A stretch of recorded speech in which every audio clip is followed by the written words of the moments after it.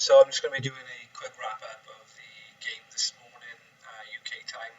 The game between the Maori All Blacks and Samoa down in Wellington is finished. So just to give you a wrap up, game finished 35-10 for the Maori All Blacks. I was really looking forward to seeing what Samoa were going to be able to do now that the rugby is back on this summer. I don't think they've played an awful lot of rugby either sides at all since just before COVID hit. So it was really interesting to see what we were going to get. I mean, there was going to be a lot of rust, obviously, and definitely it did show with Samoa. They were quite sort of rusty, and the Maori were not really in any trouble. I thought, watching the game. There were a couple of standout players I did think, though, particularly for the Maori. I thought that Sean Stevenson on the wing was pretty good. I do like him as a player anyways. I think he's a fantastic player. But then you've got, going further down, just to give you the scoring here. So you've got tries by Sean Stevenson. He had a couple. Sean Manui, Ash Dixon. Another try by this chap Douglas here. I can't pronounce that first name. I'm sorry, guys. And then you've got Atira Black scored some conversions, and Josh Ione as well. Manu Samoa try by Nadia Famai and Rodney Ioana. Half time it wasn't too bad. Like I said, it was 21-7 there to Maori, but unfortunately Samoa just couldn't get into a rhythm really, and a lot of the boys, the Maori boys, have been playing some Super Rugby, Trans-Tasman Rugby, I should say, over the last couple of weeks, so they've been having a bit of a workout there. I think it was quite light work for them, in all honesty, though. But what we do see, particularly with Samoa, Tonga, and Fiji, is that once you do get a couple of games under the belt and some consistent time together, not only do the performances improve, which they do week on week, but you definitely see the results improving as well. And these guys are going to be doing this all over again on the 3rd of July as well.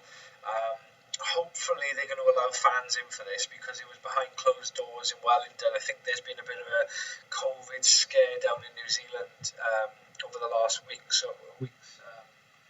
So there's no crowds there for the game today. But I gotta be honest, I was really impressed with the two shirts as well.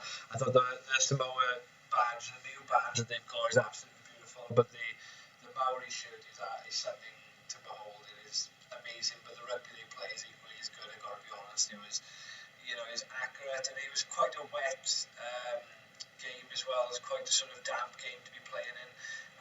But like all New Zealanders, they just know how to play the natural conditions, and really just didn't look in any sort of trouble against Samoa really. But hopefully Mark Pasua, the coach now of Samoa, can sort of galvanise the boys. I mean, looking at the sort of result, 35-10, it could have been an awful lot. It could have been an awful lot worse than that, surely, if the Maori had clicked in to another gear. But I think taking a 25-point deficit away now, we're going into next week where they do it all again, and I think they're going to be playing. I think they may be playing Tonga as well. Hopefully, they do close the gap. It's going to be a lot more competitive next week, and they do show up to put in a performance against the Maori as well. Because in fairness to the Maori, they are a very good side. They always tour around the world and play everybody. I remember them playing Brazil a couple of months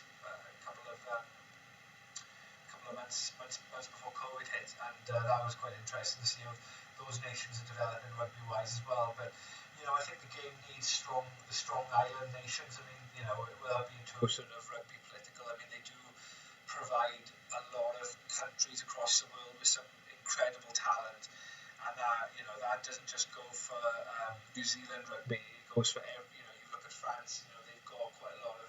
They've had some Tongans, Fijians, and Samoans.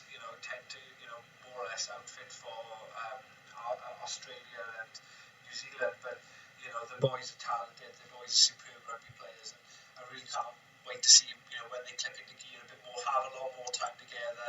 The COVID bubbles will sort of enable you to sort of bounce those ideas off each other, understand game plans well. I think, for a coach like Mark Pasua coming in next, great of their playing days as well.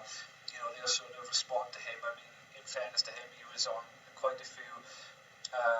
He was in the Samoan team on quite a few occasions, and he turned some big boys over as well. I remember beating Wales and Cardiff in 2012, quite easily actually. I think it was like 26-12.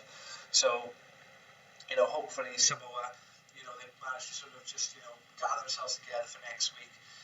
The Maori, they may well make some changes, but if they keep up the standard, then, that would be superb. It is just so good to watch. It's so effective. Their skill level in New Zealand. You look at some of the, particularly over the last 18 months, the sort of drab box kicking style Northern Hemisphere tactics that we've had, and it is just nice to see to go back to skills-based rugby.